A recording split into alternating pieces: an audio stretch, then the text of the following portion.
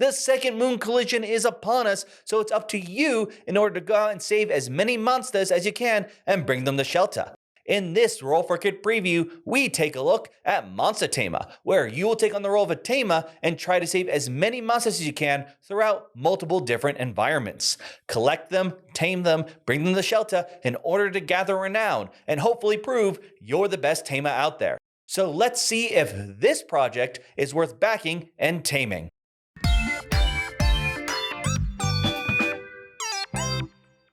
As a Masta Tama, your goal is to save as many Monstas by taming them and adding them to your shelter. You'll be collecting Monstas through 7 different environments, playing through 3 to 4 depending on what game mode you're playing. At the end of the game, you will add up the renown printed on each Monsta, as well as any wisps you've collected along the way. Whoever has the most is the best Tama. Before the game begins, you're going to choose 4 environments for you to find Monstas in. However, if you're playing the introductory version, instead of having 2 for the first round, you will only use the Paths of Torrent instead, and there won't be a draft in the first round, only happening in the second and third rounds. The Path of Torrent environment is simpler than the others, but that doesn't mean it can't be used in the normal gameplay, though I highly suggest if you do, you make sure it's in the first round. At the start of each round, you're going to find the decks for that environment. So in the case of the first round, you're actually going to collect 2 decks and shuffle that deck, or in this case, 2 decks together to make a random pile. You will then deal 5 cards per deck used to each player to already add into their supply. Remember, not the shelter. So for the first round, you'll actually be giving 10 cards to the player versus 5 in rounds 2 and 3. After dealing those cards to each player, you're then going to take either 24 or 18 cards out to make the draft deck. Discard the rest and take 1 card, placing them in each slot in the last slot if you are playing with all 4 players. After you have laid out all the cards, you can then begin drafting. The player in the front gets to pick a card first. They will place their pawn on any of the options that do not already have a pawn on them. So let's say, for example, the blue player decides to place there. This will continue down the line. So let's place this player here, and this player here. Then each player with a pawn in the first row is going to take their pawn, move it to the space down below, and collect the card their pawn was on. So in this case, those players would collect those 3 cards. Any card in the first row that does not have a pawn on it is then discarded. You will then move down the cards up top, down below into the next layer. Keep in mind that if you put a pawn in the upper row, that means you won't be collecting that card right away, and technically, that means you will not be drafting a card that round, but will be guaranteeing that card in the next one. After doing so, add new cards to the empty slot, and then you will repeat the process until you've gone through the entire deck, making sure everyone has drafted all the cards they picked, and this will be the final playing turn order when it comes to triggering abilities during the final part of the round. Once you have finished the drafting phase, you can return to your own area where you'll do the preparation phase, setting up the journey phase. Both of these phases are done at each player's own pace, meaning you're going to meet up after you finish your journeying. So to prepare, you're going to take all the cards in your supply. That's going to be everything you just drafted this turn, as well as any leftover Monstas that you didn't successfully tame in previous rounds. You will choose 10 of the available cards in your supply, shuffle them, and then add them to the top in order to make your path. Try to layer them such that the leftmost card is on top, as you will be going from left to right during the journeying phase. Any leftover cards from your supply, return there for now. You will then add 15 wisps to your discard pile. Keep in mind there's a wisp times 10 card, so you can use that instead of putting all 15, but you will basically have 15 of these cubes there. Finally, choose 1 Monsta in your shelter to add to your team as your first Monsta. Keep in mind, you will always start off with a Revopolos, so you'll always have 1 Monsta to use, but as you gain more Monstas, you will have a larger selection for later rounds. After doing so, you are ready for your journeying phase. Here, you will repeat multiple actions until you are finished, usually using all of your Monstas' abilities as well as going through the path. Now, there are 3 actions you can take throughout the game. The first one is probably what you're going to take at the beginning of every round, and that is the encounter action. Take the leftmost card and add it to the vicinity. If it's face down, flip it face up, but there are ways for cards to be flipped face up before they enter the vicinity. Now, this is a monster roaming about. This is the number of renown points, aka victory points. These are the abilities it could possibly have, and this is its level. the level determines how much you need in order to tame it, which is actually the next action. Taming is adding a monster whose level is equal to or less than the number of components in the vicinity. So right now this is level 3, there's only one card there, so it is impossible to tame this card. So our best action would be to do another encounter action. And this Wizen has an encounter ability. These trigger as soon as they're added to the vicinity from an encounter action. You will read the ability. In this case, you will reveal the last card in your path, adding wisp to it equal to the level of the monster -2, so 1 wisp. Remember, cards and wisps count as components for tame actions, meaning now we actually have 1, 2, 3 components in our vicinity, meaning now we can take the tame action to get the cub floof and add it to our team. Now, the cub floof here, before we bring it over, there are blue ability bars. That means those trigger when that card is tamed. So right now, this says I get +1 wisp. So when we tame it, it comes down with a wisp. After taming, anything left in the vicinity is discarded regardless of how many components you actually needed. So hypothetically, if our entire path was in the vicinity, even though we only need 3 for the club foof, everything would be discarded. So the Wizen, as well as the wisp that it had, returns to the discard pile. By the way, wisps will always come from your discard pile, but you start with 15 there, and more often than not, that's more than enough than you will need. Finally, you can also take a Monsta action. That will be these green abilities printed on cards. So let's actually use the one that you start off with. This allows you to move a card in your discard into the vicinity, giving us another component there to use for taming. Then it says to shelter me, meaning it returns to your shelter. Now, gameplay will continue with you adding cards.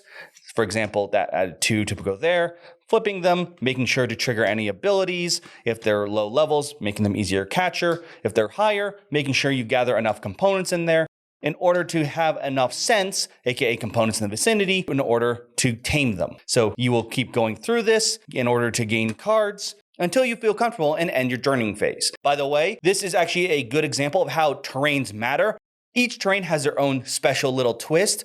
The dorsal sludge pools, which this one is from, actually gives you a new ability to use. In this case, nearby, we can do the nearby action instead of the usual 3 mentioned before, but that is specific to this environment. Of course, the blue environment has its own special rules, so you're gonna have to keep track of what each environment has to offer in order to make the best use of the Monstas there. Once everyone has completed their journeying, you're then going to have the finale phase. First, you're going to take any of the cards on your team with finale abilities. That's this gray box that say Fin up there. Going in player order, so let's say we were the first in player order after all the drafting, you're going to trigger your finale abilities. You have no choice. Now, most of them will add some form of spirits to them. However, some of them, like this Exolum, which has that little symbol there, and just to note it, do interact with opponents. So keep that in mind as your opponent may be using Monstas against you. After everyone has triggered their finale abilities, you're going to add up the total renown on all your cards plus the wisps you capture and change the player order with whoever has the least amount being first and whoever has the most going last. You're then going to take the wisps you captured, putting them in a little tray here. All Monstas you've had on your team are going to go into your shelter, and then anything in your discard pile that you weren't able to tame are going to go back into your supply. You will repeat this for 2 more rounds. Then, after the final finale, add up all of the renown in your shelter, as well as any wisps in there, and whoever has the most points is the best tamer.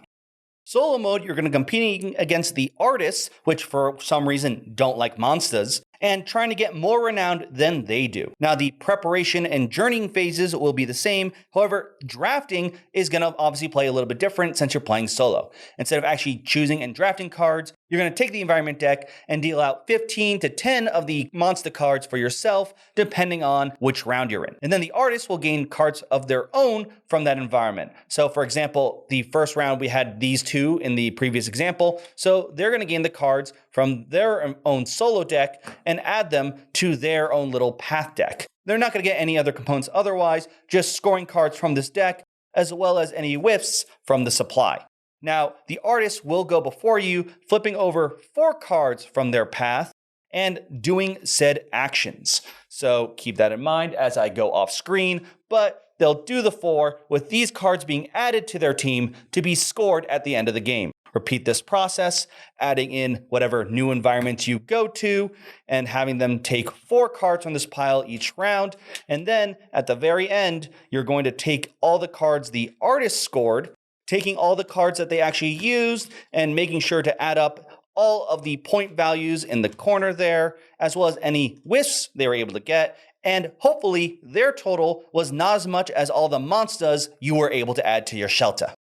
This game is obviously inspired by the collecting monster trend that is still going on to this day, and one that I am quite familiar with and enjoy, as you can tell from the way too much Digimon stuff currently on the screen. But this one, while it does have a bit more of an environment theme, focuses, I believe, less on the evolution and growth battling that you see in most of the video games of this sort of genre. Rather, this would appeal more to the collectors out there, as the idea here as you are getting more of the Monstas and how they interact. This is drafting of different monsters, collecting them basically from 4 different sets each game, and each one has their own fun, unique little mechanic and rules, and it's one of those things I really enjoy in this kind of style, even not just drafting, where there are little sets, because when you do expansions, I don't know whether there are planned stretch goals for newer environments, but they easily slot in. And those are the fun combinations, and like you can do random, but maybe you're like, okay, we're going to do these all because their mechanics can really ramp into each other.